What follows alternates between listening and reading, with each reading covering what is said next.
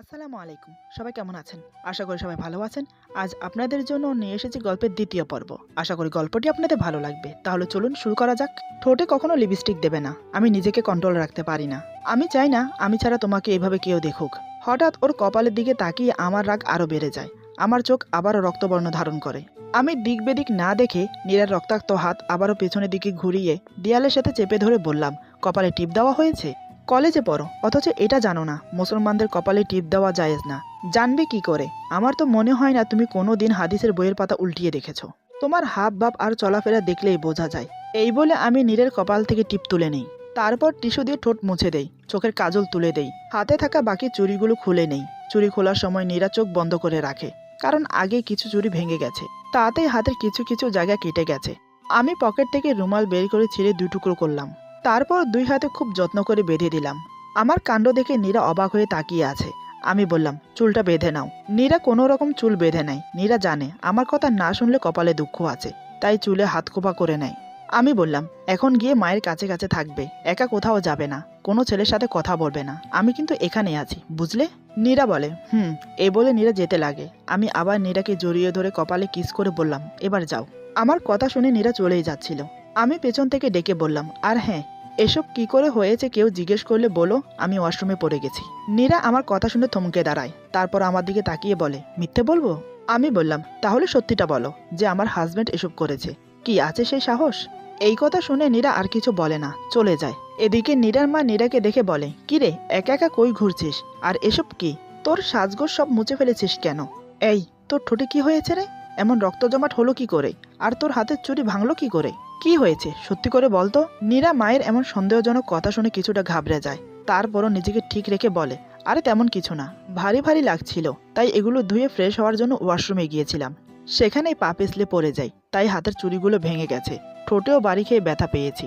নীরার মা বলে, এখানে ওখানে ঘোরার প্রয়োজন নেই, এখানটায় চুপটি করে বস, আমরা আর কিছুক্ষণ পরে বাসায় চলে যাব।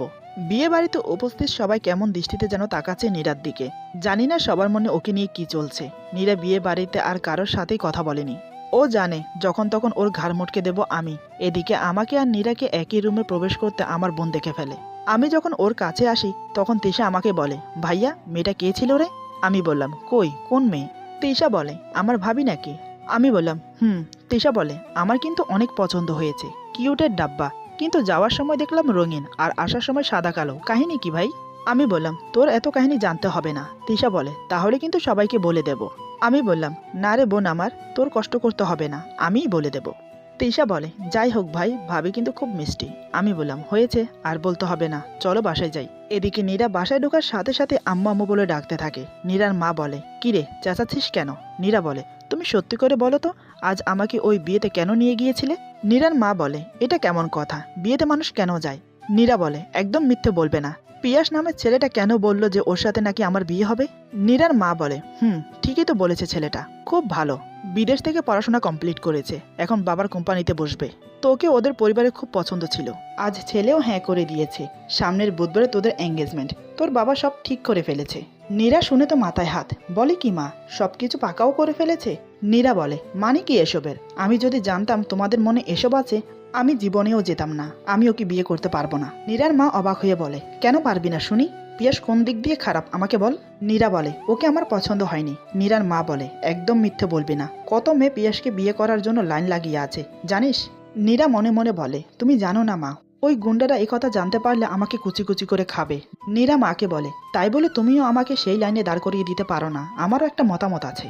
নীরার মা বলে, তোর কি ধারণা আমি তোর বাবা তোর খারাপ চাইবো? আর তুই এতটাও বড় হয়ে যাসনি যে আমাদের মুখের উপর কথা বলবি। নীরা বলে, কিন্তু মা। নীরার মা বলে, আরেকটা কথা বললে কিন্তু থাপ্পড় খাবি, পিয়াসের সাথেই তোর বিয়ে হবে, এটাই ফাইনাল। নীরা আর কিছু বলল না, জানে এর থেকে বেশি বলতে গেলে সত্যিই থাপ্পড় খাবে। নীরার মা চলে যাবার পর নীরা বিছানায় বসে ভাবতে থাকে, কি করবে সে। নীরা বিড়বিড় করে বলে, কিন্তু আমি কেন বিয়েতে রাজি হচ্ছি না সেটা তো তোমরা বুঝতে পারছো না। যা শুনলাম পিয়াস ভালো ছেলে, আর দেখতেও খুব একটা খারাপ না। তাহলে কি শুধু মিরাজের ভয়ে মা বাবা আমাকে এত তাড়াতাড়ি বিয়ে দিতে চাইছে? শালা মিরাজ, ইচ্ছে করছে তোকে ডাস্টবিনের মধ্যে আটকে রাখি, হাত পা ভেঙে ফ্রিজে রেখে দেবো তোকে। সাইকো, তোর জন্য আমার জীবনটা পুরোই তেজপাতা হয়ে গেল। এসব নানা কথা চিন্তা করতে করতে সেদিন রাত পার হয়ে যায়। পরের দিন নীরা কলেজে এসে দেখে পিয়াস আর আমি একসাথে দাঁড়িয়ে আছি। নীরা বলে, ও মাই গুডনেস, এই পিয়াসের বাচ্চা এখানে কেন? না জানি পিয়াস মিরাজকে কি বলেছে। আজ তো মিরাজ আমাকে ঝাল মশলা ছাড়াই চিবিয়ে চিবিয়ে খাবে। আল্লাহ বাঁচাও আমাকে। নীরা ভয়ে ভয়ে এগিয়ে যায়। এরই মধ্যে পিয়াস নীরাকে আসতে দেখে বলে, নীরা তুমি এখানে? নীরা বলে, জি ভাইয়া, আমি এই কলেজেই পড়ি তো, আপনি এখানে? পিয়াস বলে, আর বলো না, এ হচ্ছে মিরাজ, আমার ছোটবেলার বন্ধু। আজ সকালে হঠাৎই দেখা, তাই এখানে নিয়ে আসলো। আমি বললাম, তোরা আগে থেকে একে অপরকে চিনিস নাকি? পিয়াস বলে, আরে তুই তো ওকে চিনিস না, ও হলো। এরই মধ্যে নীরা বলে, কাজিন। ও হলো আমার কাজিন ব্রাদার। পিয়াস বলে, কিন্তু নীরা তুমি তো আমার। নীরা বিড়বিড় করে বলে, আরে বেটা চুপ কর, নইলে মিরাজ তোর মাথাটা উড়িয়ে দেবে, নিজের বিপদ নিজে আনিস না। নীরা বলে, হ্যাঁ ভাইয়া, আমি তো আপনার বোনেরই মতো, তাই না? আমি বললাম, নীরা ও মনে হচ্ছে অন্য কিছু বলতে চাচ্ছে, তুমি ওকে বলতেই দিচ্ছ না কেন? নীরা আমতা আমতা করে বলে, এ মা, কে আমি? কি কি লুকোবো? আপনাকে আপনার বোন ডাকছে, কলেজের বাইরে দাঁড়িয়ে আছে। আমি বললাম, কি তিশা এখানে? নীরা বলে, না আমি মিথ্যে বলছি, মেয়েটা একা দাঁড়িয়ে আছে। আর আমাদের কলেজের সব ছেলে যা বাজে। আমি আর এক মুহূর্ত দাঁড়িয়ে না থেকে কলেজের বাইরে চলে যাই। তখন নীরা পিয়াসকে বলে, দেখুন ভাইয়া, আমি আপনাকে বিয়ে করতে পারবো না, আর আমি চাই না আপনার আর আমার কথা কেউ জানুক। বাসায় অনেক বলেছি বিয়েটা ভাঙার জন্য, কিন্তু বাসায় রাজি হচ্ছে না। দয়া করে আপনি না করে দিলে তাহলেই সব পসিবল। পিয়াস বলে, তুমি কি কাউকে ভালোবাসো? নীরা বলে, না বাসি না, কিন্তু মনে মনে আমার কথা মনে হয়, যদি বাসতাম তাহলে আর আপনাকে বলতাম না। আমার সমস্যা আছে, আমি বিয়েটা করতে পারবো না। পিয়াস বলে, আমি তোমার কথাটা রাখতে পারবো না, আমি বিয়ে করলে তোমাকেই করব, বিয়ের জন্য তৈরি হও, বাই। এই বলে পিয়াস চলে যায়। নীরা পেছন থেকে ডেকে বলে, শোনেন, আমার কিন্তু বিয়ে হয়ে গেছে। কিন্তু কথাটা পিয়াসের কানে যায় না, ও তার আগেই চলে গেছে। নীরা ভাবে, আমি কি বললাম? মিরাজের সাথে আমার বিয়ে, মিরাজের সাথে বিয়েটা আমি মানি না। কিন্তু আমি এ কথা কেন বললাম? এমন সময় আমি এসে বললাম, এই নীর, তুমি আমাকে মিথ্যা কেন বললে? আর পিয়াস কই গেল? নীরা বলে, আপনার কি ধারণা আমি মিথ্যুক? আমি বললাম, আচ্ছা বাদ দাও, ও কই গেল? নীরা বলে, ও তো বাসায় চলে গেল, কি জরুরি কাজ আছে তাই।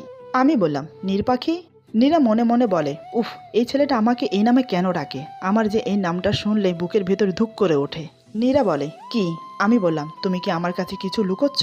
নীরা বলে, কই না তো, আমার ক্লাস আছে, গেলাম। এই বলে নীরা দৌড়ে চলে গেল। নীরা চলে যাওয়ার দিকে তাকিয়ে বললাম, নীর পাখি, তুমি যে কিছু একটা লুকোচ্ছ তা আমি 100% শিওর, কিন্তু কি সেটা একবার যদি জানতে পারি তুমি উল্টাপাল্টা কিছু প্যাচ করছো, তো তোমার অবস্থা খারাপ হবে। এই বলে আমি ক্যাম্পাসে চলে গেলাম। নীরা কলেজ শেষ করে বাসায় চলে যায়, আমি ওকে ড্রপ করে দেই। সন্ধ্যার দিকে নীরার মা নীরার রুমে এসে বলে, এগুলো নে। নীরা তাকিয়ে বলে, কি এগুলো মা? নীরার মা বলে, শাড়ি আর কিছু জুয়েলারি। নীরা কিছুটা অবাক হয়ে বলে, এগুলো আমি কি করব? নীরার মা বলে, পিয়াস ফোন দিয়েছে, কালকেই ও কোর্ট ম্যারেজটা করতে চাচ্ছে। অফিসের কাজে ও 1 মাসের ট্যুরে যাবে, তাই বিয়েটা করে রেখে যাবে, পরে ওখান থেকে আসার পর অনুষ্ঠান করে তোকে তুলে নিয়ে যাবে। এসব শুনে রীতিমতো নীরা অবাক হয়ে যায়। এ তো কাল শুনেছে এঙ্গেজমেন্ট হবে, আজই বলছে কোর্ট ম্যারেজ হবে। চাইছে কি এরা? নীরা এক প্রকার চেঁচিয়ে বলে, মা তোমরা বুঝতে চাইছো না কেন বলো তো? আমি এখন বিয়ে করতে চাই না। নীরার মা বলে, এখানে বোঝাবুঝি তো কিছু নেই। দেখ নীরা, তোর সাথে অযথা তক্র করার ইচ্ছে আমার নেই, বিয়েটা তোকে করতেই হবে। নীরা বেশ বুঝতে পারলো এখন ওকে সত্যিটা বলতেই হবে, তা না হলে পরে যে কি হবে সেটা সে ভাবতেও পারছে না। নীরা বলে, মা তোমার সাথে আমার কিছু কথা আছে মিরাজের ব্যাপারে। নীরার মা আমার কথা শুনে তেলে বেগুনে ছ্যাদ করে উঠল। নীরার মা চেঁচিয়ে বলে, মিরাজ, ওর কথা যেন তোর মুখে আমি আর দ্বিতীয়বার না শুনি। কত বড় বাজে ছেলে ও, মনে নেই ও তোর বাবাকে কিভাবে অপমান করেছিল? ওর জন্য, শুধুমাত্র ওর জন্যই তোকে বিয়ে দিয়ে এই টেনশন থেকে মুক্তি পেতে চাই। নীরা বলে, কিন্তু মা। নীরার মা বলে, বিয়ে না করলে আমাদের মরা মুখ দেখবি, তোর যা ইচ্ছে কর। এই বলে চলে গেল।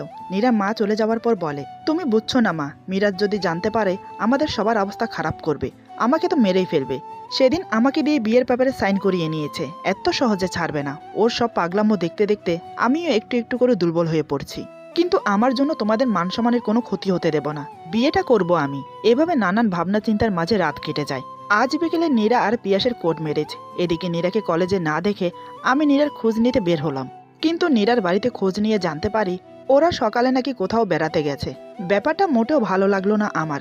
এদিকে নীরার মা বাবা সকালে নীরাকে নিয়ে নীরার ফুফুর বাসায় চলে যায়, কারণ ওরা জানে আমি ঘুণাক্ষরে জানতে পারলে বিয়েটা হতে দেব না।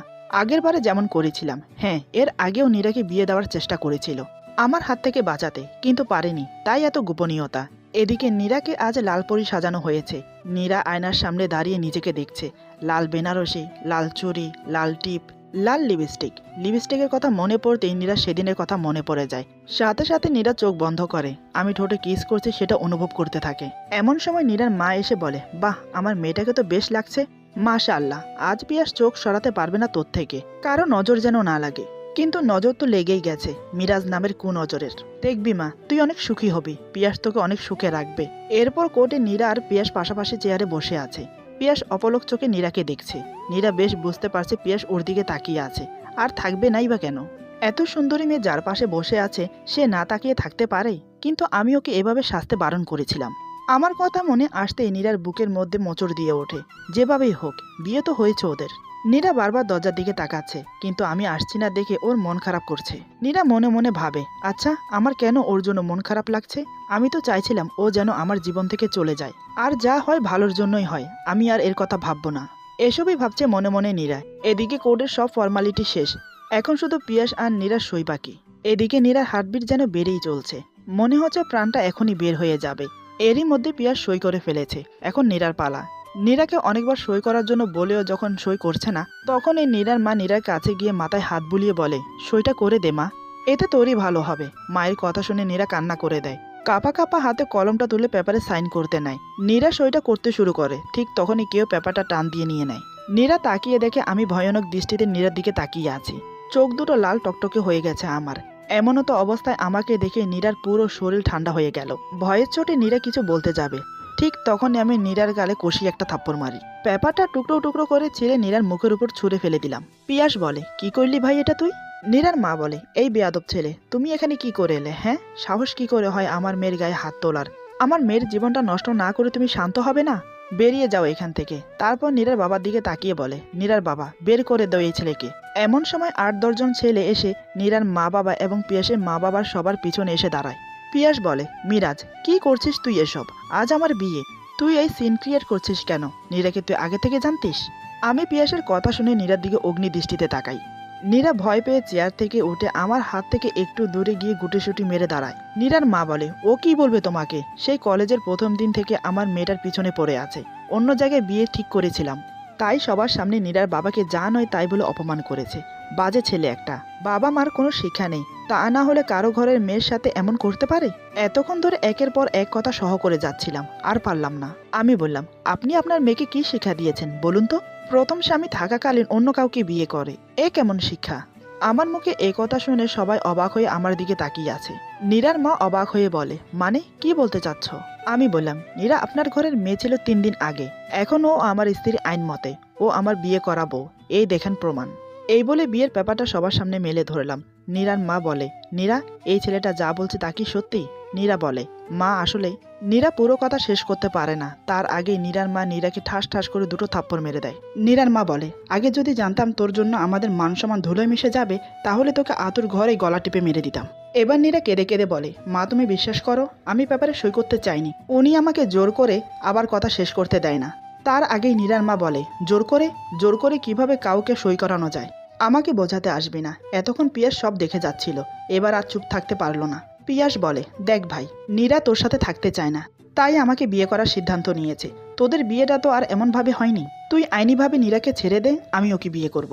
পিয়াসের কথা শুনে আমার মাথা আরো গরম হয়ে গেল। আমি পিয়াসের কলার ধরে বললাম, নীরার নামও মুখে আনবি না, বিয়ে করার চিন্তা মাথা থেকে ফেলে দে, নয়তো। পিয়াস বলে, নয়তো কি করবি তুই? ভুলে যাচ্ছিস, আমারও কিন্তু ক্ষমতা কম নয়। পিয়াসের মুখে এই কথা শুনে আমি ওর নাক বরাবর একটা ঘুষি মেরে দিলাম, তাতেই পিয়াস ছিটকে পড়ে গেল। এদিকে নীরা তার বাবাকে বলে, বাবা, ও বাবা, তুমি অন্তত বিশ্বাস করো, যা হয়েছে আমি ইচ্ছে করে করিনি, আমি এই বিয়ে মানি না। নীরার বাবা মেয়ের মুখের দিকে না তাকিয়ে নীরার মাকে বলে, আমাদের মেয়ে আজ থেকে মরে গেছে। যে মেয়ে মা বাবার মানসম্মান নিয়ে তামাশা করতে পারে, সেই মেয়ে দরকার নেই আমার, চলো এখান থেকে। এই বলে নীরার দিকে তাকিয়ে বলে, আপনাকে বলছি, যে ছেলেটা আপনার বাবাকে ভরা পাবলিক পেজে সবার সামনে অপমান করেছে, আর আপনি সে ছেলেটার সাথে যখন ঘর করবেন ঠিক করেছেন, তখন তার কাছেই থাকেন। আজ থেকে আমাদের মেয়ে মৃত। এদিকে পিয়াসের মা বলে, চল বাবা, আমাদের এমন মেয়ে লাগবে না, তোকে এর চেয়ে অনেক ভালো মেয়ে খুঁজে দেব। নীরা কান্না করতে করতে বলে, প্লিজ বাবা মা, আমাকে একা ফেলে যেও না, আমার কে আছে বলো তোমরা ছাড়া, আমি এই বিয়ে মানি না। কিন্তু নীরার কথা ওর মা বাবা কেউ শোনে না, সবাই ওকে ছেড়ে চলে যায়। সবাই চলে যাওয়ার পর আমি বললাম, নীর পাখি, তুমি মানো আর না মানো, বিয়েটা আমাদের ভাঙার মতো নয়, এটা যেভাবে হোক তোমাকে মানতে হবে। আমার কথা শুনে নীরা আমাকে ধাক্কা মেরে দৌড়ে চলে যেতে নিল, কিন্তু আমি নীরাকে ধরে ফেলি। নীরা কান্না করতে করতে বলে, আমি এই বিয়ে মানি না, বেঁচে থাকতেও মেনে নেব না, আমি থাকবো না আপনার সাথে, আমাকে ছেড়ে দিন, আমাকে যেতে দিন, এই বলে হাত পা ছড়াছড়ি করতে থাকে। ওর এই কাণ্ড দেখে আমার রাগ চরমে উঠে যায়। আমি নীরাকে দেয়ালের সাথে ধাক্কা মেরে দেই। তাতেই নীরা গিয়ে দেয়ালের সাথে ধাক্কা খেয়ে ফ্লোরে ছিটকে পড়ে যায়। নীরা অস্ফুট সুরে চেঁচিয়ে ওঠে। আমি বুঝতে পারিনি নীরা লেগে যাবে। আমি ছুটে গেলাম নীরাকে তোলার জন্য। নীরা বলে, একদম ছুবেন না আমাকে। কিন্তু আমি কোনো কথা না বলে নীরাকে কোলে তুলে নেই। নীরা বলে, ছাড়ুন ছাড়ুন বলছি আমাকে, আমি আপনার। বেচারি পুরো কথা শেষ করতে পারে না, তার আগেই অজ্ঞান হয়ে যায়। আমি নীরার মুখের দিকে তাকিয়ে দেখি নীরার কপাল বেয়ে রক্ত চুয়ে চুয়ে পড়ছে। তখন ধাক্কায় নীরার কপাল ফেটে গেছে।